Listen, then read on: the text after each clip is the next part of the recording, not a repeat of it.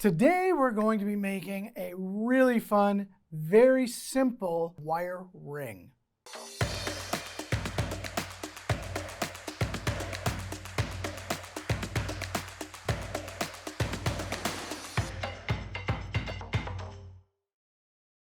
Hello everyone, I'm the Wrapmaker Jim McIntosh, and today on Jewel School I'm going to be making a really fun project.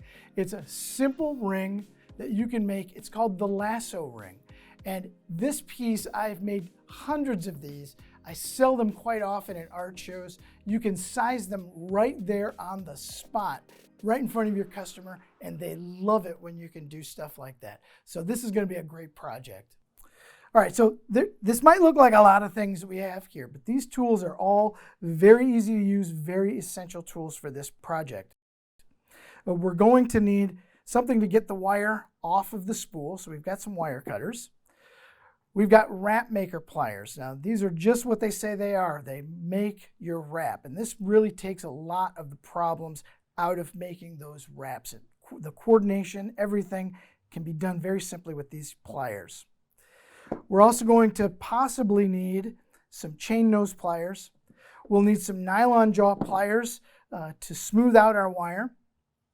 We're going to need a fine tip permanent marker, as well as some painter's tape and some scissors to cut the tape off of here, because you guys know how much I hate having jagged edges on my tape. So we'll need a measuring device. So I'm going to use a ruler. We also are going to need a file for this. This is going to smooth out some of these cut edges. Now comes the fun tools. The fun tools are a bench block, a nice bench block, and a chasing hammer. This is going to add some texture to the ring. And we're going to need, since we're making a ring, we'll need a ring mandrel, and we'll need something to smooth out the wire. So we're going to be using a rawhide mallet. So make sure you keep this away from your dog because they will chew it. The materials for this are very simple materials. You're going to need about 8 inches of 16 gauge round wire. And again, this is dead soft round wire. And we're also going to need something to make the wrap. So we've got some 21 gauge half round wire that's going to hold this piece together for us. So I've already pre-cut my wire. Went ahead and cut it. Now I've cut this just a little bit less. This is just over 8 inches. And what you want to do is you want to find the center of this. So half of this 8-inch wire is about 4 inches. So we're just going to make a mark on our wire, and this is just a reference. Now, an interesting point is if you make a mark with your permanent marker and it shows up on your piece, your finished piece, you can just take just a little bit of non-acetone fingernail polish remover, and it comes right off. Just put it on a little cotton swab, it comes right off. So we found the center of this, and I'm going to put this at the end of my ring mandrel, and I'm going to use that mark to center it, and I'm just going to put it here on the very end of this, and I'm going to bring both sides of this around the tool. See, so we've got this loop that we've made just by moving it around the top of our ring mandrel. Now, I don't like the roundness. Now, you can make this any shape you want. This is up to you. But what I like to do is I like to, since this is dead soft wire, I'm going to hold these in place, and I'm just going to bend it a little bit to make it into an oval. Now, if you have problems doing that, you can take your nylon jaw pliers and you can hold it on either end and do the same thing. Just give it some squeeze here and make this loop as big as you want. But now you got to remember one thing. This is going to be going across your finger, so you don't want it to go where you can't see that there's a loop. So I've got probably about a 1/2 inch loop here that I've made. Now these two wires need to be uncrossed. So I'm going to grab my Wrapmakers, and where they cross over one another, I'm just going to hold it in place, and I'm just going to bend it outward. Now do the same thing with the other one, about the same spot, so they're even. I'm going to bend it outward so that they will sit next to one another. Now look at your loop, make sure everything is where you want it, nice and even. See, so that's pretty good. That's how I want this. So we're going to take a piece of painter's tape, and we're going to tape the two long pieces together. And I'm just going to cut just a flag off of here. There we go, just a little piece of tape. And we're going to just set it, you want to kind of bring it out about maybe an inch from the loop. And I say this is a loop. The reason why the name of this is called the lasso ring is because it looks like a lasso to me. That's just a weird name I came up with. So we're going to wrap these two together. So we're going to use 21 gauge half round wire. I'm just going to cut about a 4-inch, 5-inch piece off of here. And when you do this, make sure that you leave it in this curve, because this half round has two sides to it. It's got a flat side, which is the inside of our curve. That's what's going to go up against the metal. The outside of the curve is the half round side. That's the side that everybody's going to see. So you want to make sure that it looks really nice and presentable to them. So we're going to use our Wrapmaker pliers, and we're going to just put them here where the two sides of the loop come together. And we're going to take our wrap wire, I'm going to insert it into the short side, because remember, when you hold onto this, it opens a nice gap here. So we're going to hold that in there till it bottoms out, and then just add a little pressure to the handles, and then give it a wrap. And we're going to make as many as you want. I usually make probably about 6 or 7 wraps with this. Make one more. There we go. See, so now we want to take this and push it up against where the two sides of the loop come together. And then we can set this into place. So we can take our Wrapmakers and just give this a squeeze. And that's going to kind of lock this in place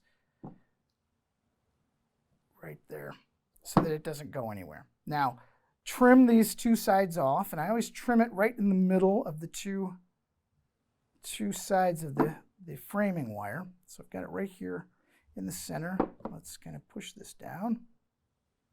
And we're going to do it. Now this, where I'm trimming, this is now the inside of the ring. Okay, and I'll show you what I mean. So we've just made this right here. The cut side is going to be on the inside of our ring shank. Now here comes the fun stuff. Everybody likes to do this part because they get to make a lot of noise and they get to hammer something, and that's what we're going to do. Now, I always like to put a nice flat surface here because I put a texture on here. So we're going to use a bench block. And we want to flatten this, and we don't want to make it pancake flat. We just want to add just a flat surface to it so that we can use this. And I'm going to use a chasing hammer. Now, we want to flatten this and not your thumb. So to keep from doing that, and I'm really good at flattening my thumb, by the way. So I've kind of come up with this idea of keeping my fingers off the bench block. So what I want to hammer is what I put on the bench block. And so we're just going to tap around that.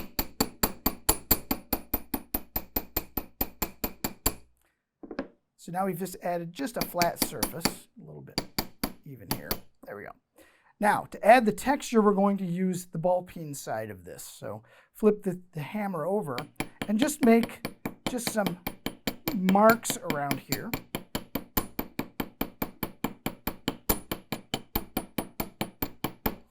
And that really does kind of reflect the light really well. So it looks really nice when it's done. So now that we've got this flattened out how we want it, we need to start giving it some shape. So you need to figure out what size of a ring you're going to be making. Now I'm going to go with the size 6.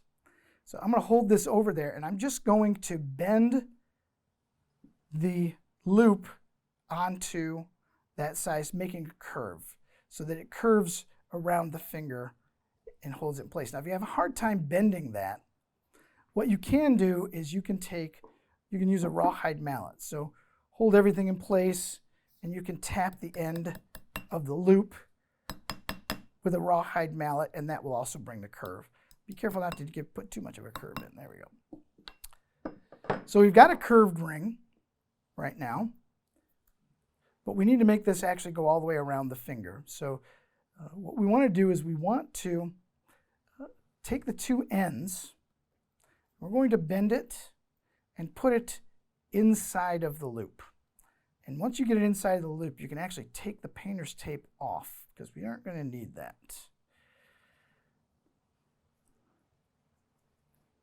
So we've got this inside the loop, and we're going to put it back on the ring mandrel at the size that we're going to be making this. So I always like to do it this way so that this is facing this direction. And all we're going to do is we're going to work this around into this shape just gradually until we get this fitting securely against the ring mandrel. Now, all I've done is I just held it in place, pulled these, and pushed it in through the center. Once you get it where you want it, you take your Wrapmakers, grabbing one wire at the end and lock it into place. So push it down and push it down. That'll lock this ring into place right where we want it. It's a little misshapen.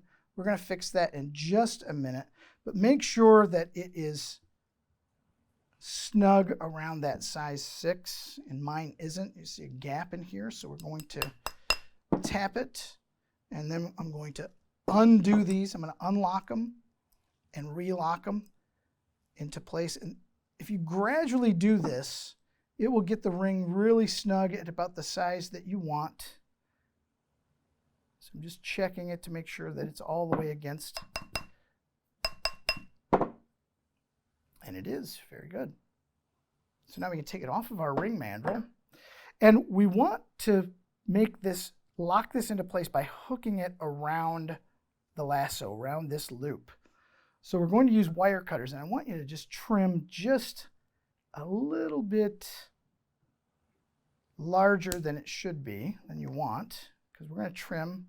Keep in mind, you can always trim more wire, but you can't add wire. So all I've done, let's clear some of this out. So all I've done is I've trimmed this down into this hook, and I'm going to close that hook a little bit to make it. So I'm just going to use my Wrapmakers and bend it around this loop. Just like that. This locks it into place. It's not going to move. You want to check it now for shape, so you can put it back on your ring mandrel. Make sure the shape is correct how you want it. If you need to, go in and shape it a little bit more until it's just how you want it. You want to use this rawhide mallet because on this as opposed to the chasing hammer, because the rawhide mallet does not make a mar, or doesn't mar up the piece. It's not going to leave any marks on it. So it's a soft surface that's going to shape it. The chasing hammer will leave marks. So you don't want to use that when you're shaping, especially on your ring mandrel. And you want to make sure this steel ring mandrel is great because it gives you the resistance that you need to shape it into place. So once you get it shaped how you want it, you want to check this area right here for scratches. Now, if you have a scratch that comes in it, what we're going to use, we're just going to use a flat surface on a needle file, and we're just going to just give it a little file. Now, files work in one direction. Rubbing them, I mean, they work when you rub them, but it wears them out faster. So I always tell people, just kind of use it in one direction and feel to see if you got a surface on it. And mine are a little crooked, so I need to straighten those guys up a little bit. And there you have it, lasso ring.